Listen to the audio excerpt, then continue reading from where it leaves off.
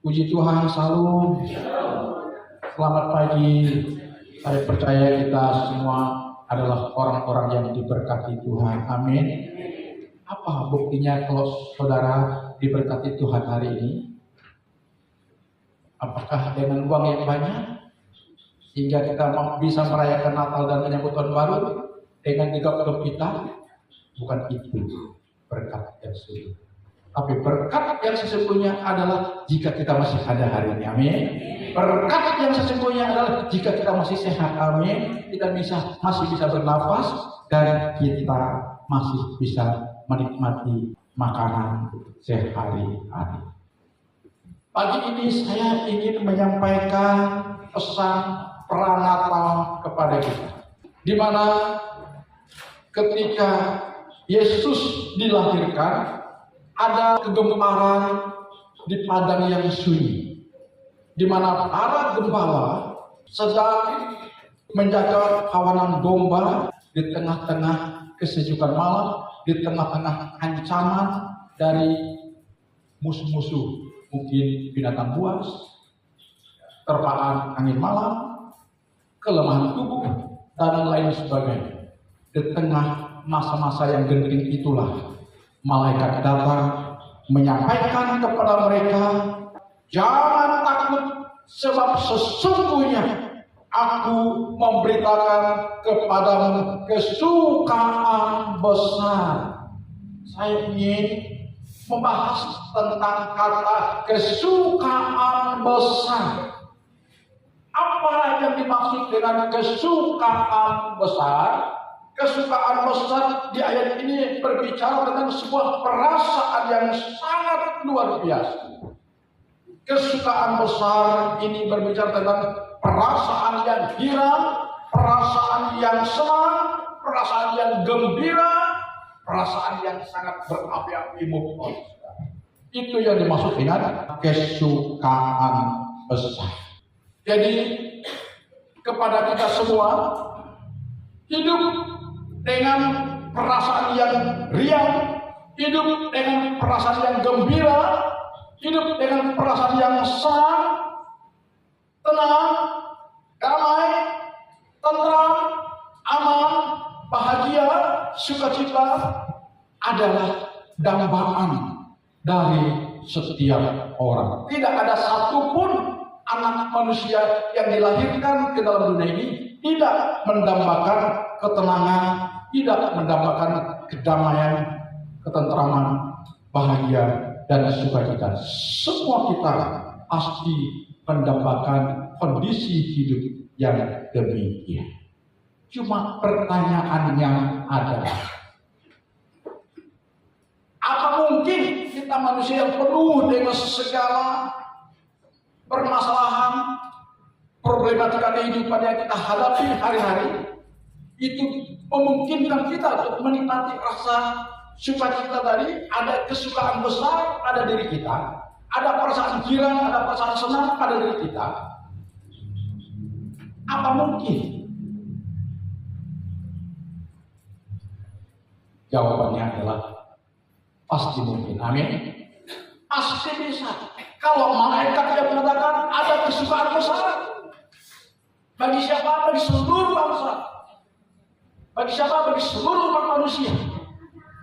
Dan kalau manusia meresponi berita ini, maka kita pasti diberikan nikmat oleh Tuhan untuk mengalami kesukaan besar. Haleluya, haleluya, haleluya.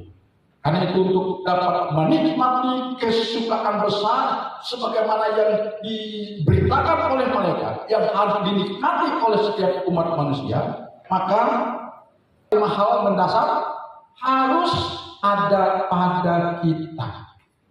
Apa 5 hal mendasar yang harus kita miliki, yang harus ada pada kita agar kita dapat menikmati kesukaan besar seperti yang diberitakan oleh malaikat tadi? Hal yang pertama adalah di dalam Lukas pasal 1 ayat 46 dan ayat 47 berkata demikian, jiwaku memuliakan Tuhan dan hatiku bergembira karena Allah juru selamatku. Apa artinya di sini? Artinya kita harus memiliki kepastian keselamatan. Rahasia pertama untuk kita bisa menikmati rasa sukacita dalam hidup kita adalah jika kita sudah memiliki kepastian keselamatan karena iman kita kepada Tuhan Yesus Kristus yang bulan Natal ini kita rayakan hari jadi. Katakan amin. Pertanyaannya, sudahkah kita yang hadir dalam ibadah pagi ini menerima Yesus sebagai Tuhan dan Juru Selamat? Jika sudah, terima kasih. Jika belum, ini saatnya. Jangan tunda-tunda. Amin. Ya, ini yang pertama, saudara. Yakinkan pada diri kita bahwa saya sudah menerima Yesus sebagai Tuhan dan Juru Selamat saya secara pribadi, dan andai kata saya harus meninggalkan kesementaraan dunia ini, saya akan ada dalam kebersamaan dengan Dia. Yesus. Haleluya. Kemudian yang kedua adalah kita tidak boleh menyimpan hal-hal yang bisa merusak tatanan hidup kita, yaitu pikiran yang penuh dengan kebencian. Makanya kita harus bebaskan pikiran kita dari kebencian. Jadi kalau orang sudah selamat terima Yesus sebagai Tuhan dan Juru Selamat, masih suka dendam, iri hati, benci, hal-hal yang tidak berkenan kepada Tuhan, masih bersarang dalam sanubarinya, itu akan membuat hidup orang itu tidak indah. Coba saudara. Karena itu kami ingin menyampaikan kepada kita rahasia hidup untuk plong, walaupun ada beban yang diperhadapkan kepada kita, tapi jika di dalam diri kita yang sudah beres, maka kita tetap merasa plong ringan hidupnya. Amin. Jadi kita harus bebaskan diri kita, pikiran kita yang menyimpan hal yang kurang berkenan atau tidak berkenan kepada Tuhan, yaitu kebencian.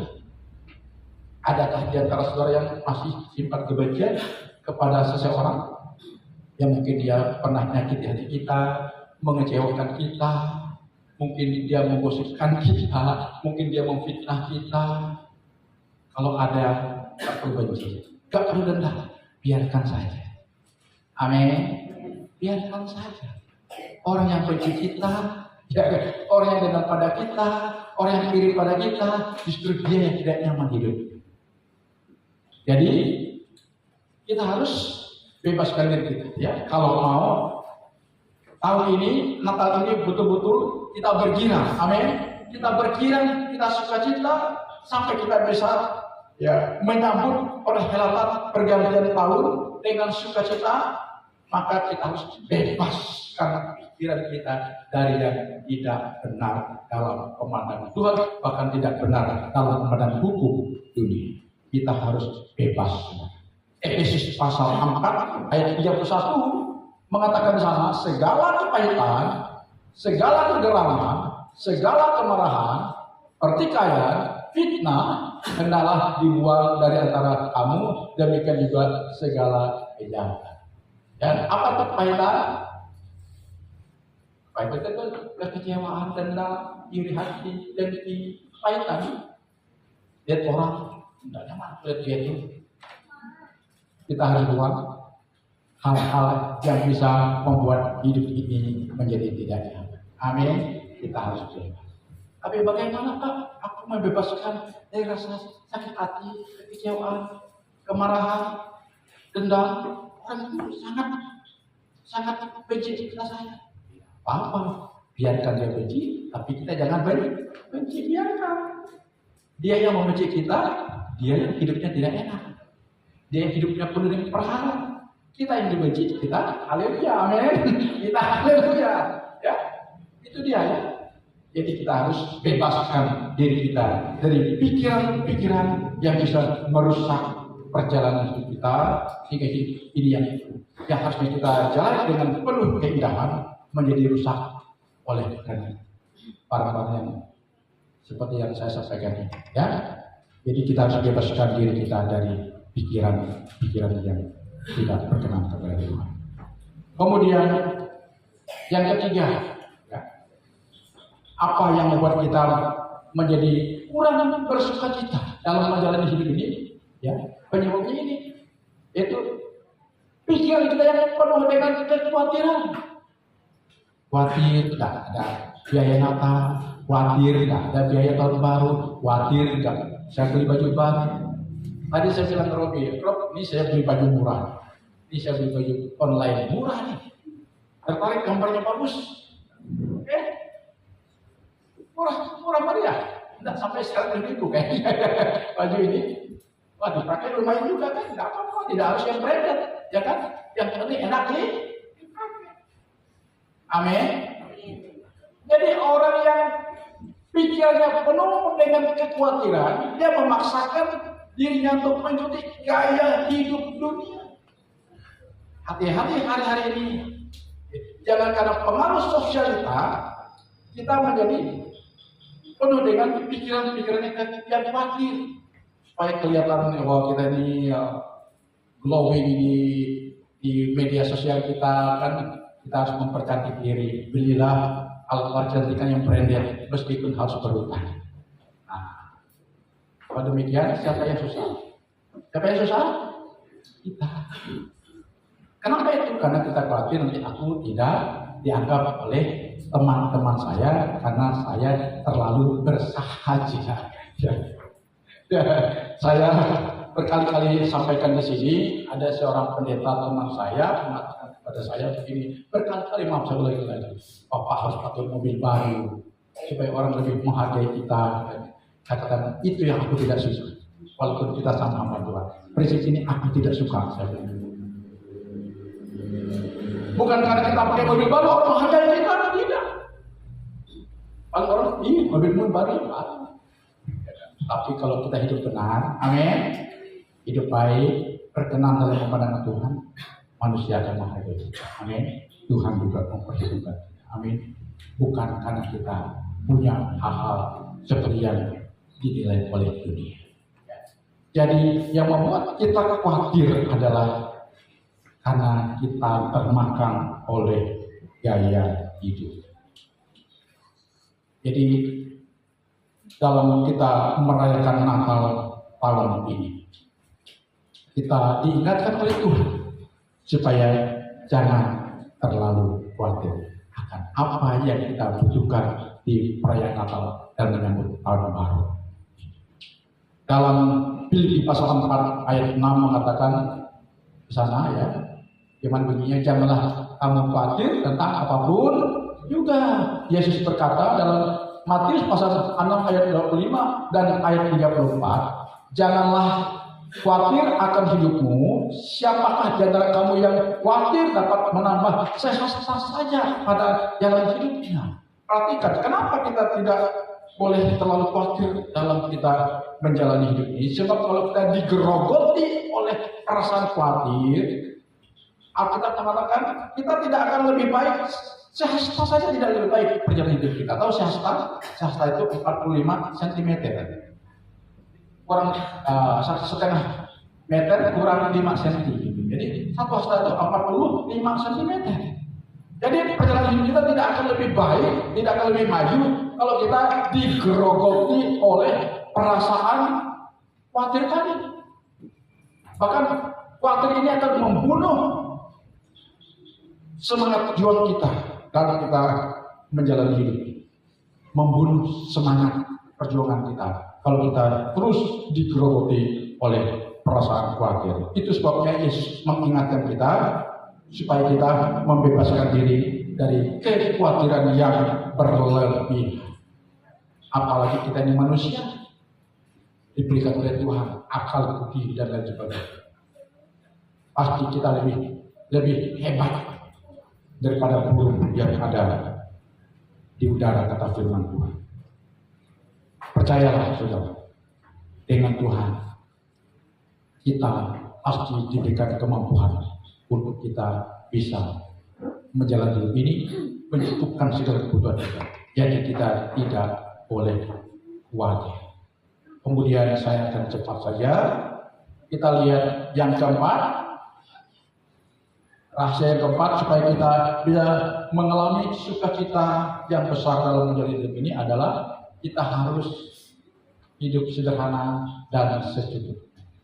Ya, saya melihat kalau kita bisa hidup bersederhana dan menerapkan filosofi cukup dalam hidup ini, pasti hidup ini akan indah. Saya pernah share sama teman-teman dari agama sebelah, tapi sama-sama logo salib. Mereka tidak ini, mereka sangat menentang filosofi cukup. Udahlah, sebenarnya kalau kalian tidak percaya, tidak mengerti filosofi, silakan. Tapi bagi saya, jika kita sudah menerapkan filosofi cukup dalam hidup ini, pasti hidup ini akan indah. Saya bilang. Menerapkan filosofi cukup bukan berarti kita tidak boleh bekerja lebih keras lagi, berusaha lebih keras lagi, bukan demikian. Ya. Jadi kita menerima, dapat segini, terima kasih Tuhan, dapat segitu, terima kasih Tuhan. Itu maksudnya, saudara. Jadi harus berani berkata kepada Tuhan bahwa seberapapun penghasilan kita, seberapapun rezeki yang kita peroleh, kita katakan terima kasih Tuhan. Ini bagi saya sudah cukup. Karena Yesus mengajarkan kepada kita, berikanlah kepada kami makanan kami yang secukupnya. Ya. Jadi perasaan cukup itulah yang membuat hidup ini pasti bisa keluar sukacita dari hati kita. Lalu jangan lupa gaya hidup sederhana. Walaupun kita mampu membeli barang-barang branded, tapi tetap kita bersahaja. Jangan sombong maksudnya. Amin. Jangan sombong dan jangan memaksakan diri. Demikian yang dimaksud oleh Tuhan. Dalam Lukas pasal 3 ayat 14 di sana murid-murid Yesus bertanya kepada maksudnya beberapa prajurit itu bertanya kepada Yohanes Pembaptis. Saya akan bacakan di sini. Lukas 3 ayat 14 ada di sini ya. Lukas 3:14, Yesus menjawab, bukan Yesus tapi Yohanes ya. Yohanes menjawab beberapa prajurit yang bertanya kepadanya. Ya.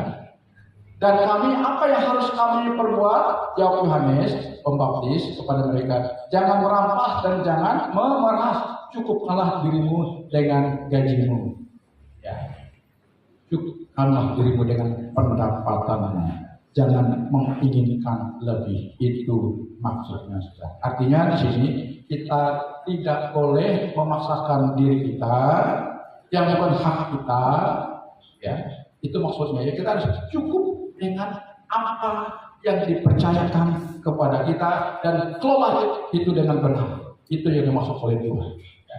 Dalam Ibrani pasal 13 ayat 5 mengatakan, cukupkanlah dirimu dengan apa yang ada padamu, karena Tuhan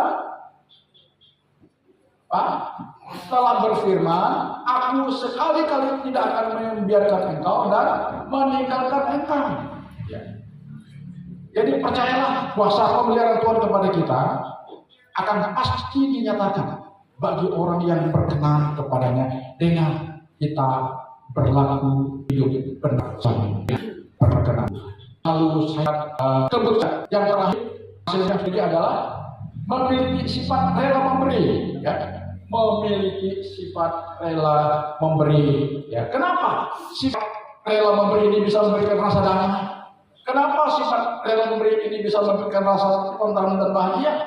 Karena firman Tuhan mengatakan dalam Kisah Rasul pasal 20 ayat 35 mengatakan demikian. Kisah Rasul pasal 20 ayat 35 bagian D mengatakan demikian, adalah lebih berbahagia memberi daripada menerima. Ayo sama-sama kita katakan, adalah lebih berbahagia memberi daripada menerima. Dan saya bersyukur saudara sudah mulai menerapkan prinsip ini. Sehingga di Natal tahun ini kita tidak sepotong pun proposal keluar untuk cari dana. Saya melihat teman-teman sesama gembala cukup miris. Ya, mereka buat proposal sana sini ke anggota dewan, perusahaan, kemana-mana untuk merayakan Natal. Ya. Tetapi kita puji Tuhan, kita ya semuanya tercukupkan. Amin. Amin. Semuanya tercukupkan karena saya percaya kita sudah mulai belajar tentang prinsip memberi. Amin. Kalau kita belajar menerapkan prinsip memberi dalam hidup kita, percayalah kita akan penuh dengan kemurahan Tuhan. Percaya ya? Kita akan penuh dengan kemurahan Tuhan. Bagaimana kalau saudara berkata, Pak, aku tidak punya penghasilan besar. Bagaimana aku bisa memberi? Penghasilan sedikit, ya sedikit. Ya, kita beri sedikit, kan begitu. Ingat persembahan seorang janda yang dipuji oleh Yesus.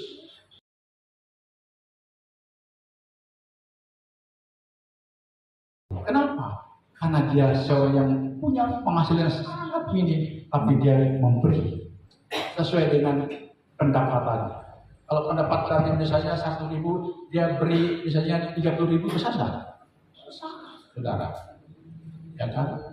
Jadi tidak ada alasan kita karena kita punya penghasilan kecil kita tidak memberi, ya kan?